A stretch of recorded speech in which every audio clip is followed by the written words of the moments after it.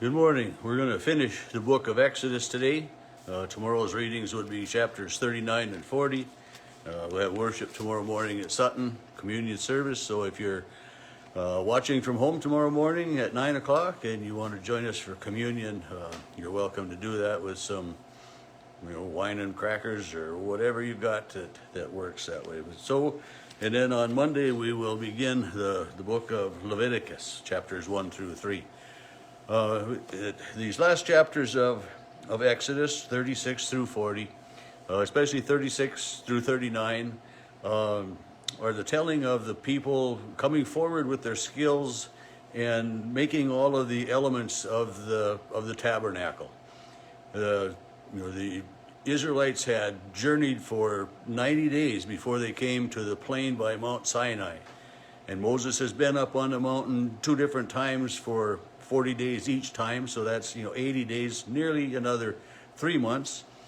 And so then in the following time, all these artisans and they're working on making the altar and the candle stands and getting everything made as God had instructed Moses. And they're using a lot of acacia wood, they're using a lot of gold, they're using a lot of silver. They used in all a little over a ton of gold. I mean, like 2,250 pounds of gold, and they used about I think is about 3 3/4 tons of silver in making everything that they made. And all of this gold and silver was donated by the people of Israel, by the Israelites. And as we read through these chapters, in chapter 36, it starts, that he called people to make an offering, and I think it's in chapter 38 that it tells kind of about how much like silver each person would have had to give, and it really wasn't a tremendous amount because they all chipped in on it. But early on in chapter 36, it says that people kept coming with their daily offerings. With every day they were giving an offering of some sort for the construction of the temple and the curtains, the tabernacle. And I shouldn't call it the temple, it's the tabernacle. It's a movable tent. And they moved it with them a lot. But so roughly 6 months after they got to this plain of Sinai by Mount Sinai is when they start construction of all of these items. The different people with the talents that God had given them for working with the gold or the bronze or the wood or the curtains and the fabrics. They all came together and they all worked. And the perfumers were putting the incenses together, and everything was working together to get the tabernacle done. And and it tells about how they and the tabernacle, if you remember, there was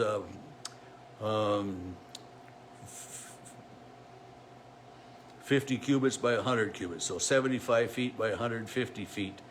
And because a cubit is about 1.5 foot from what my Bibles are telling me and stuff. And the altar was 7 by 7 and 4.5 feet tall, or 7.5. All of this was made specifically according to God's instructions that Moses had told the people. And they count in verse 26, 27 of chapter 38. A beka a head, that is a half a shekel, measured by the sanctuary for everyone who was counted in the census, from 20 years old and upward, for 603,550 men. That's a lot of men. And so that comes out to, I think one place it said it's less than an ounce of silver per person. And I mean, which isn't a lot of money, even in today's standards either. But still, it's the Israelites donated everything for the construction of the tabernacle. Chapter 39 talks about the fabric being made, and making for the curtains and the clothing for the priests. the way that Aaron and the priests were to be dressed, and all of those things were coming together. And then in chapter 40, God speaks to Moses, and he says, on the first day of the first month, you shall set up the tabernacle of the meeting. And the first day of the first month, this would be 1 year after the Israelites had been released from captivity. 1 year from the date that they left Egypt. You know, they had plundered Egypt. They had gotten gold and silver and everything for their asking from the Egyptians. So 1 year later, they were to set this tabernacle up, you know, so that they were to put all of the poles in place. They were to put the altar in place, to put the Ark of the Covenant there, and to have everything set up and ready 1 year from the date that they had left. And so in essence, they were going to celebrate the very first Passover in their new tabernacle. It doesn't really say that in the Bible here, but I just, I come, because God said, you shall observe this festival. And maybe if they observed the festival before that 1 year, the first day of the first year, but it was very fitting that they had done all of this in 1 year's time. But they had spent virtually this 9-month period in the plain of Sinai, by Mount Sinai, with Moses twice getting the tablets, the 10 Commandments from God, with the Israelites, making the golden calf and all of this stuff, and then finally, coming together and figuring out that God is going to lead us and God is going to guide us and doing what it was that God had said. So Moses is instructed to, set the tabernacle of the meeting up. It's a big enclosed area, and inside that enclosed area of the 75 feet by 150 feet. And when I look back at, that day I showed you the picture in my Bible I have in the house of the way it was set up. This was what Moses and the people were to do. Not just Moses, but everybody working together was to set that up. And it says, you shall screen in the ark with coverings. You shall bring in the table. You shall arrange it. You shall put the golden altar for the incense before the ark of the covenant. Set the screen up, so the screen, again, was separating the people from the Holy of Holies, and do everything as it should be. And set up the court and do everything to get the work completed on the tabernacle, this place that they would gather to worship God and that they would come to offer their sacrifices to God. So verse 16 of chapter 40 says, Moses did everything just as the Lord commanded him. In the first month of the second year, on the first day of the month, the tabernacle was set up. So here, second year. So it's the first day of the second year. So this is the 1 year anniversary of their being set free. And he spread the tent over the tabernacle, and he did everything it was that God had anointed them to do. And then he set the basin before the tent of the meeting, with which Moses and Aaron his sons washed their hands and their feet. And this is verse 31 and 32 of chapter 40.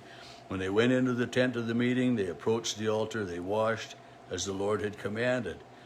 And so the tabernacle was ready, that God had told them to build. The tabernacle was ready, this place. And then in verse 34, the last few verses of the book of Exodus, the cloud covered the tent of the meeting, and the glory of the Lord filled the tabernacle. And then it says, Moses was not able to enter the tent because of the cloud settled upon it, and the glory of the Lord filled it. But when the cloud was lifted up from the tabernacle, the Israelites would set out on each stage of their journey. So the tabernacle was a movable building, a movable structure. All of the base for the poles were all made out of, the base for each pole was like about a 75-pound piece of gold to hold the pole in place. And then everything was put up with the curtains and the rings of the curtains, so they could take everything down. And so when the glory of the Lord filled the tabernacle, they stayed in place. And when the cloud lifted up, then they would disassemble the tabernacle, from what I understand, and they would set out. Because it says if the cloud was not taken up, Then they did not set out until the day it was taken up. So God lived in their presence. God lived in the community as the cloud filled the tabernacle. The glory of the Lord was there. And, it's amazing to me to think about that. They built this tabernacle according to what God told them.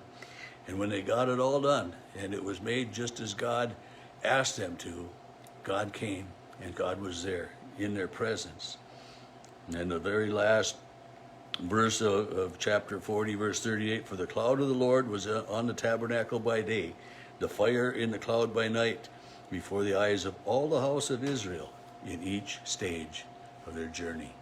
So, God was faithful to his promise, and God had said, I'm going to just abandon these people. And Moses says, you chose them. Stay with us. And God did. And it's amazing to me to think of how they really truly witnessed the presence of God. And so many people today question God and question God's presence. And they'll look at this story and they say, oh, that's just somebody's imagination. But the Bible is written, the inspired words of God for you and for me, for our faith and for our salvation.